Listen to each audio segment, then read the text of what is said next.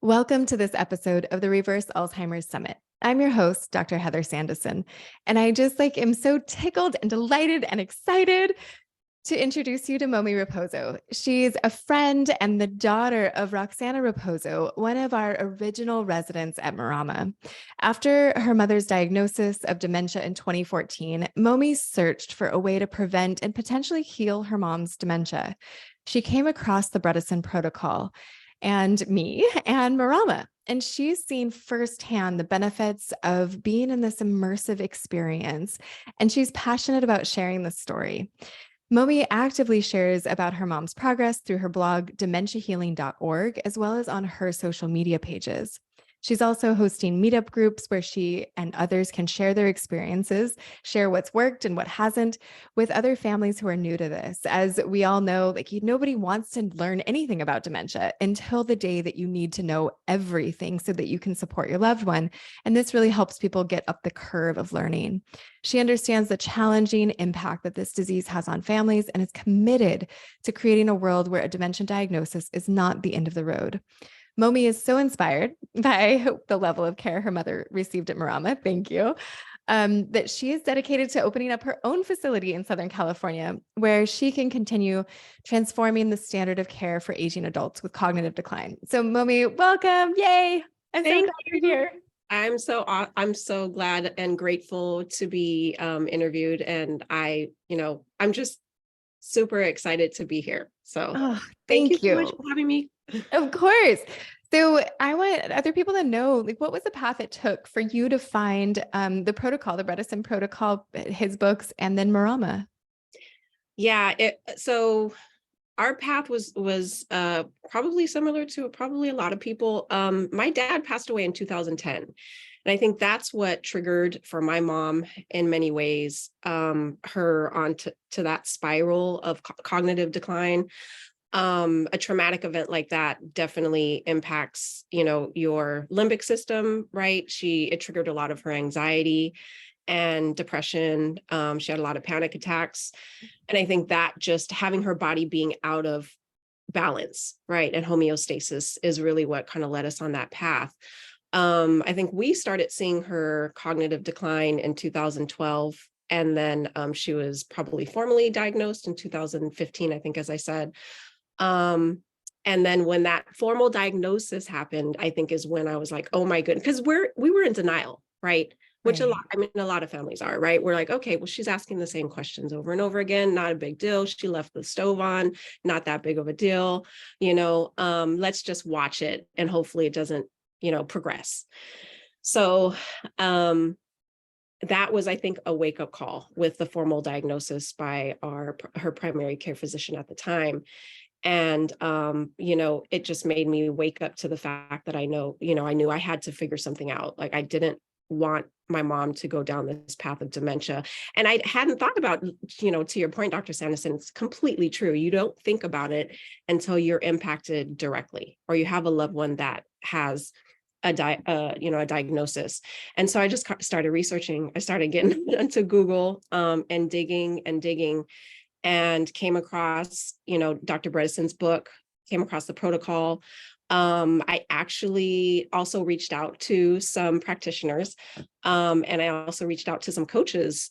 Jen Felix actually is one coach who has been a Recode coach for many years, and also came across you.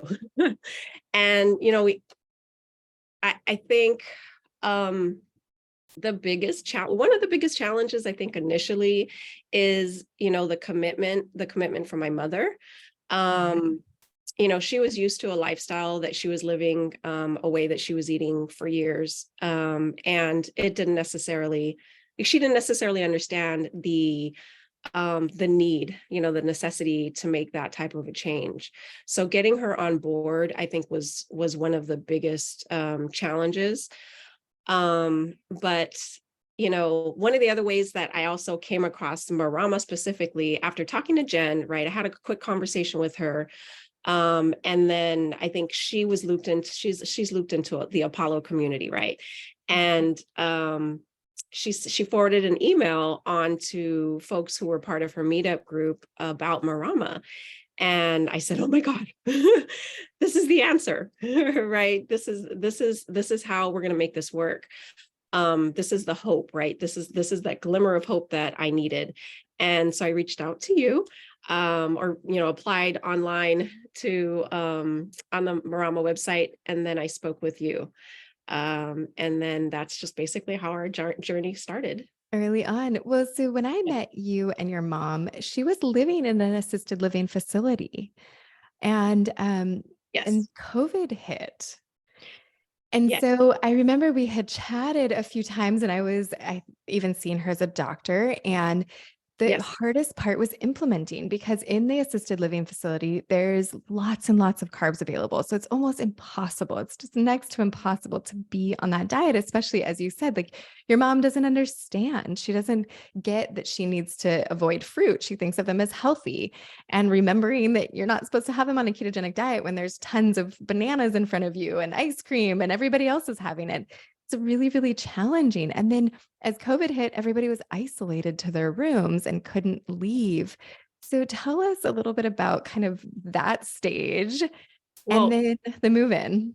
yeah, no, it's actually really interesting, Dr. Sanderson, that you talk about. We did see you, right? So I was like, and you were from Hawaii, so we had that connection. And I was like, no, I'm choosing her. So we're going with Dr. Sanderson, even though we had to make a little bit of the drive, right? We're in South Bay. But I'm very grateful we're very lucky to be able to have this here in the San Diego area as well. But after we had run all the labs, you had said that my mom had the highest level of candida in her gut. And I don't know if that's than any patient you've had. I don't know if that's still the case, but that was definitely, not necessarily a shocking discovery. I mean, my mom would wake up and eat a bagel before she would go to sleep. She would want toast with, peanut butter. And so that was just normal course for her. But so those were just some of the kind of smoking guns that we saw. And then also the dental care, right?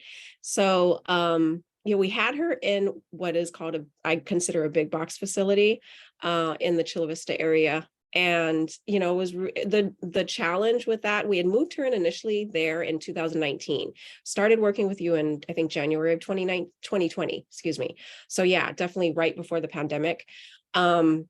I tried my best to work with them to implement some changes to her diet, but it is super, as so critical to really be immersed in an environment where you've got that level of support, where you don't see some of the things that, the cakes or the muffins sitting around and, oh, okay, let me just have one. Very challenging. I always say that they gave them dessert with every meal except breakfast, and breakfast was like pancakes and syrup and French toast. And that just, is not sustainable. It's disheartening. That's probably the biggest challenge. And even now, right, whenever we're going out to different, festivals, for example, or, just going to hang out with the family, there's always that pasta around. They want to go to Olive Garden or whatever, whatever restaurant. And you just really have to be so meticulous about what you choose on the menu, because the impact. So, but yeah, it was, we saw you, I think the first time that we toured it, and you guys were still basically in, construction. So if you Oh were, yeah, yes, it was pre-pandemic when we were still kind of turning everything over, right? yes, And you're thinking about it, and then pandemic kind of put things on hold and she ended up moving yeah, in over the summer, right?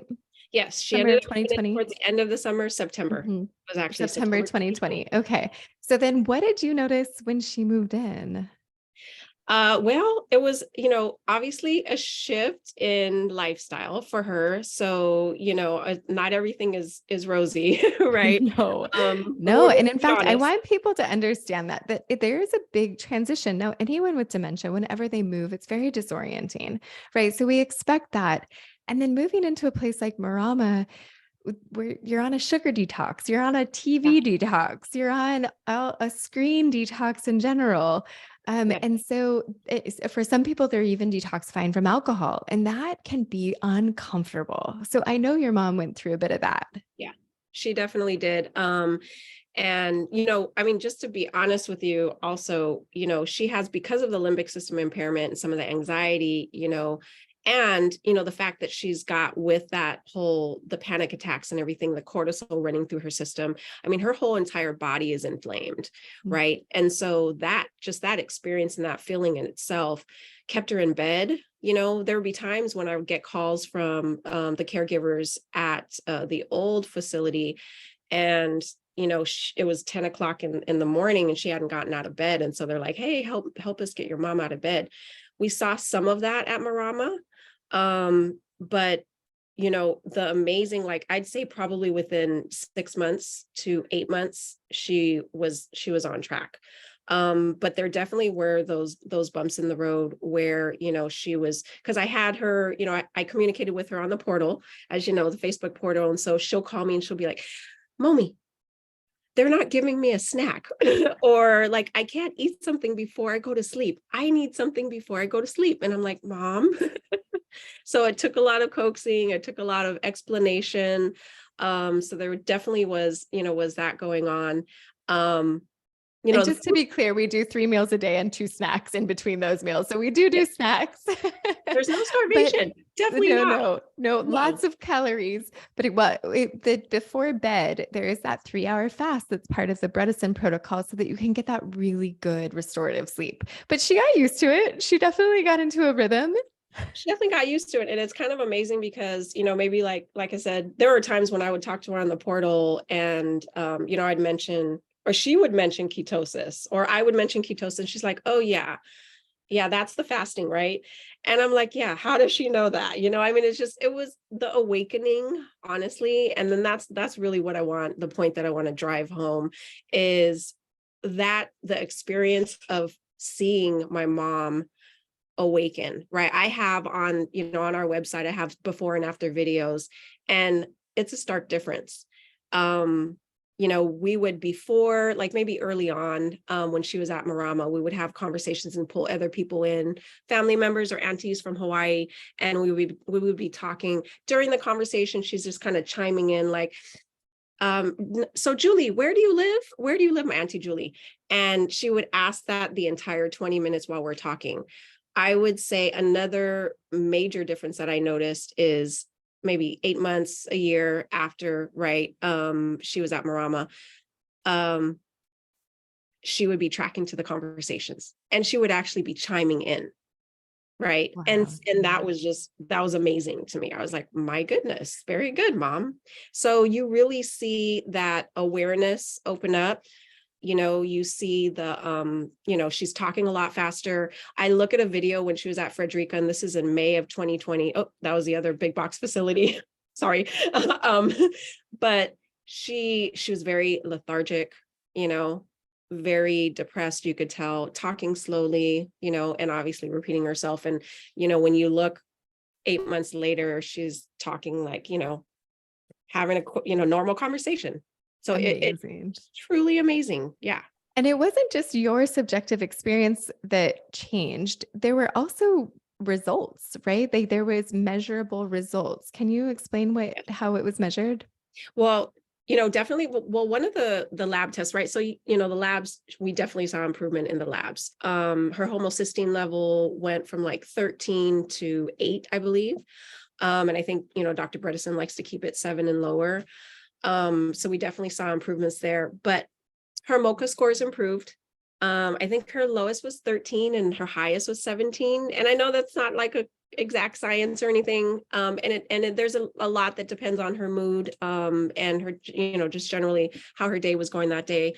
And then we also started doing the Cambridge test through her primary care physician, and they would go visit Marama and conduct those.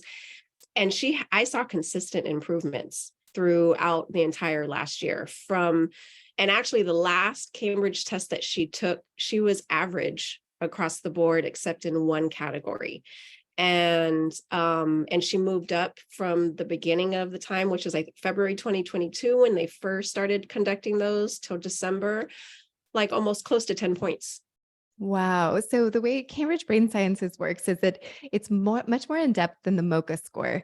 There's a battery of tests that look at different parts of your cognition. And we used Cambridge Brain Sciences at Solseri in the clinical trial. And at Marama, they started using the same tracking tool. So I'm relatively familiar with it at Healthtopia, the primary care partners that we have that take care of all of the residents at Marama. And so this is independent of me. I'm not doing these studies. It has nothing to do with me. It's the primary care providers who come into Marama and help take care of all of our residents there. They were curious what was going on with their cognition.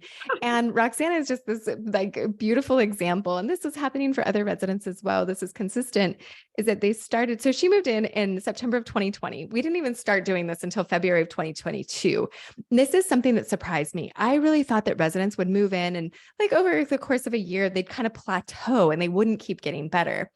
And what we've seen has been so incredible. It gives me chicken skin, even like talking about it. It's so amazing because between February of 2022, so 18 months after she moved in, and December of 2022, like a little over 2 years after she moved in, there's measurable change. Right. And so what Moby was talking about is her being average.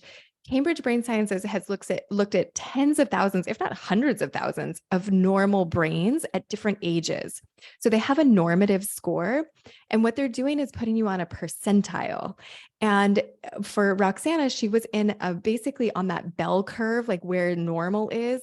If average is where she is now, she used to be below average compared to other people in her age group. And so now she's average in all but one. And really, I would say she's a miracle and way above average because she is doing the impossible. She was actively reversing Alzheimer's disease. Yeah. And you know what, Dr. Sandison, I think about, right, with my mom, we're not just like, we're going against time here as well. Right. I think that doesn't that's not necessarily factored in, right? As we age, there are definitely, declines in our mitochondrial, support and our cellular structures. So we have to consider that as well. And we're seeing reversal even with that, in the face basically of the aging process. Yeah, you make a really good point. This is what we expect is that each year the MoCA score drops by 3 points. So that's on a 30-point scale. And what you were describing, there were ups and downs. And I want to talk about that because like we can't prevent death. We don't prevent falls. And these are things that happen at Marama still. And yet she still was like almost defying gravity, right? What everyone expects is that MoCA score is going to drop by 3 points. And hers actually improved, which means that you're going against the tide. So you're not getting just the 3 points and then like it's not like you just stayed stable. Or Roxana just stayed stable. We got to give her the credit here. But she actually improved, which is not what is expected at all. Yeah, it's amazing. Yeah, it is definitely miraculous. But yeah, no, we can definitely touch on, some of the, definitely the ups and downs. It's not all rainbows and unicorns. As much as we love celebrating these really great things, right? Like her cognition got better. And yet there were other things that came up along the way. So speak to that. And it's, I think it puts it also in the context of your family. Like this is really hard on your family.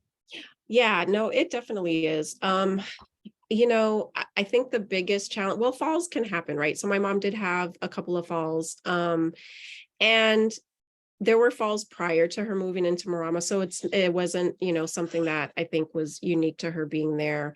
And that definitely impacts her cognition. Some of the falls that she had prior to moving into Marama, there was head trauma there.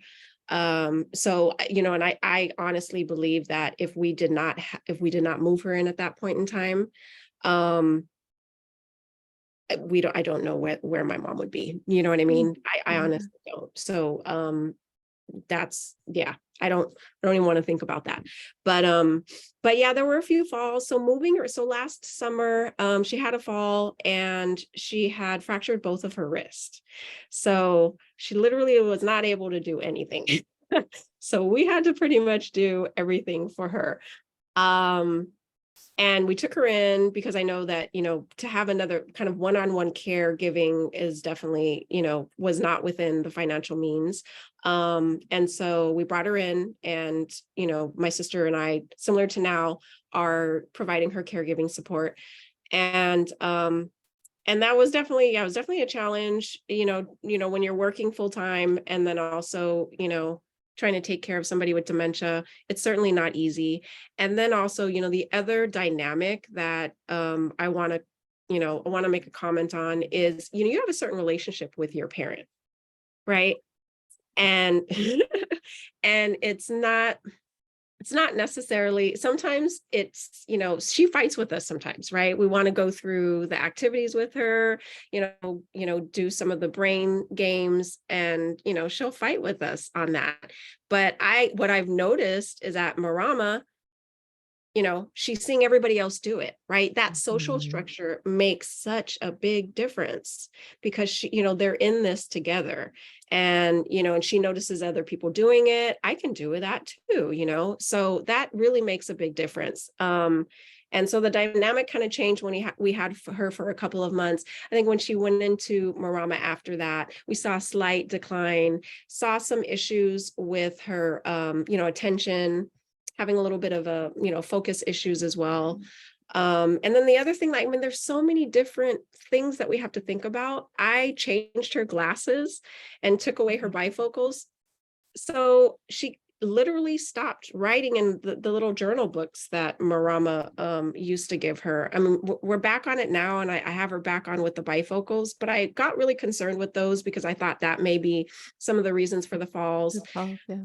You never know. It's all trial and error, and you just kind of, it's truly a journey, right? You just kind of figure things out as you go, and you try different things.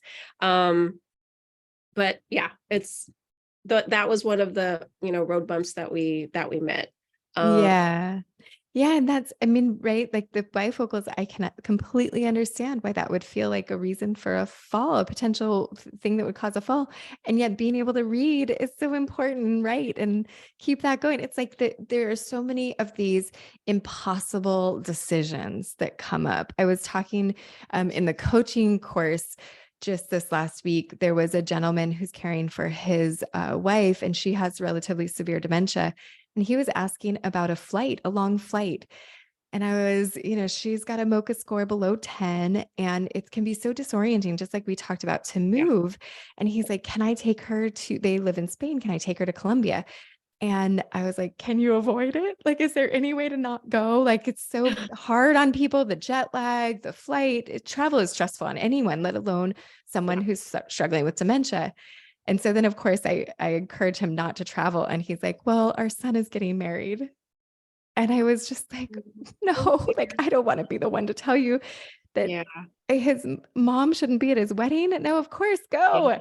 These It's tough. decisions, the big ones and the little ones, like, what do I do with her glasses? Or they're his hearing aids? Or, where What do I shoes should she be wearing, right? Like, exactly?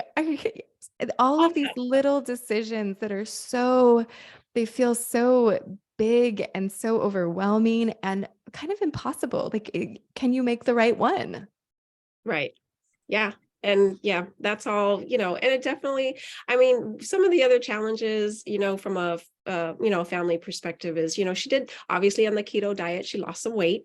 Yeah. And so, people are looking at her like, wow, she's too skinny, and so that was one of the things that we kind of had gone through. And it's just, it's a process of explanation and, you know, trying to get them, into the fold and the belief. If you don't talk to her every day, you're not going to necessarily notice some of the differences. And again, her short-term memory there's still some challenges there. We're still working on that. But, you know, if you call her once, every month or every few months, yeah, she's going to be asking you some of the same questions so that it can absorb, you Yeah. know, and Yeah. she Yeah. does that. She does that. And sometimes she'll know the answers to some of those questions, but she's not confident about the answer. And so it kind of, like, from a perception perspective, it makes it look like she isn't getting better from a Mhm. her memory is still, the issues with the memory are still there, but it's not. So Yeah, and she's not going back to work, right? It's not perfect, Right. but she's not getting worse. Yes. And that in over 3, 4 years, that alone is a miracle. Right. And the thing is that it gets to the point where it's manageable, right? The Mhm. challenge, like the whole reason why we moved her into a facility in 2019 was because it was just really difficult for my sister. They all lived in the same house, to take care of her. She was calling 911 a lot, right? With the Ah, anxiety and the panic attacks. And, that just became a huge challenge. And we're like, look, we can't do this. So I don't blame any family, right, for making this decision. It is a tough decision. But even if you have your loved one at your home and you're caring for them, I recommend having caregiving support as well if it's possible. I That's highly recommend anyone who is at home caring for a loved one with dementia, aim to have one full day off. And if that means bringing in family reinforcements or hiring someone, whatever that means for you, please do that before you think you need it, because the burnout rates are high. The burden of caring for someone with dementia is high. And I never want somebody to be in that position where they're backed against a wall, where someone does have a fall or there is a stroke or some event, even just a UTI, something that happens that throws things off. And then all of a sudden you need help and you don't right. have the time to search for the right person or line things up. But if you have that relationship already with either a trained caregiver, a paid caregiver, or a family member that can be your backup, and then also the person with dementia is used to them. They're Right. familiar with them. They know their quirks and they know how to work together. And it's not like you're starting from scratch with the relationship when you're in that desperate moment. So I highly, highly encourage people to get that support before you think you need it. Yes. Yep, definitely. So you mentioned that you witnessed an awakening and you also could describe this peace of mind, knowing that she was doing everything that she could to support her health. Can you Yeah. speak to that a little bit? Um, yeah, I mean, definitely. I think Marama is the best place that she could have been, right? Um, the food there is amazing. Like, I honestly, we still struggle with the keto diet. I'm just, It's hard. we try my best, right? I mean, I try to, make sure we have enough variety in the vegetables. And we're getting her like 4 to 5 servings a day. And us as well, right? I mean, we're all doing Right. it together. Yeah. But making sure she has enough fats. There's just a lot. And so I knew that, visiting, I tasted the food. I had no qualms about. I It's knew it so was good. it's the best. It is the best. The desserts are the best. But the food is awesome. Really, really, you guys do an amazing job there. The chefs plural do an amazing job there. So yeah, no, I definitely, I had that peace of mind and seeing, the transformation that she was making, where it went from her, not wanting to get up, saying that she's dying, and it's 11 o'clock in the morning, to me calling her on the portal and she's sitting up in bed saying good morning. I mean, just that in itself, right, Yeah. gave me that peace of mind that I'm like, oh my goodness, it's working. She's and healing. Yeah. and she's healing. We obviously have more to do. I think we still have some of her dental work, right? One of the other things that we saw was the 9 root canals. So that definitely is one of the stressors that we want to remove. And, the trauma healing. And so Yeah. that's kind of like the next, I think, journey that we're going to take, and looking into different therapies. I think that's one of the things where you're like, you kind of go 2 steps forward and then 1 step back, or it's kind of still working against you to a certain degree, because she still has, triggers. Mhm. So, but I know there's resources out there. I know there are things that are going to work as well. So it's just kind of trying these different things out, process of elimination. Yeah, and you guys did DNRS or We Gupta program? Yeah, we did DNRS. Looked at Gupta, but we did DNRS, and I think initially when we did it, tried it out for about 6 months. I think initially it did work, seemed to make a difference. The whole concept of like the visualization, I think was difficult for mom to think through, because I'm like, well, just imagine where you want to be. Well, I'm not, I'm sitting here in this room. And I'm like, okay, all right, mom, this is going to be a little bit tougher than I thought. But yeah, initially I think we did see a difference. Saw her, from the panic attack perspective, honestly, like she was having that, she would have those, I would say, day to day. Mhm. And then at Marama, she maybe would call me, once when she's in her full on trauma loop, once a month. So I Oh, mean, wow. Oh, that wow. That increase, was a yeah, really maybe big once or difference. twice a month, yeah. And a lot of times, right there, there would be something that would trigger it, right? A new resident moving in, and she would have a little bit more. And so I'd ask the caregivers, like, okay, what's changed? And they're like, well, we did have some new residents moving. And I was like, aha. So that certainly could be triggering her a little bit more. But it's all energy, right? Mhm. So, it's really, I have to be conscious myself to make sure that, I'm as calm and peaceful as possible as I'm talking her through some of those anxiety attacks. So yeah, it's a lot. Yeah. Like you said, her emotional healing is crucial to this process. They're all intertwined.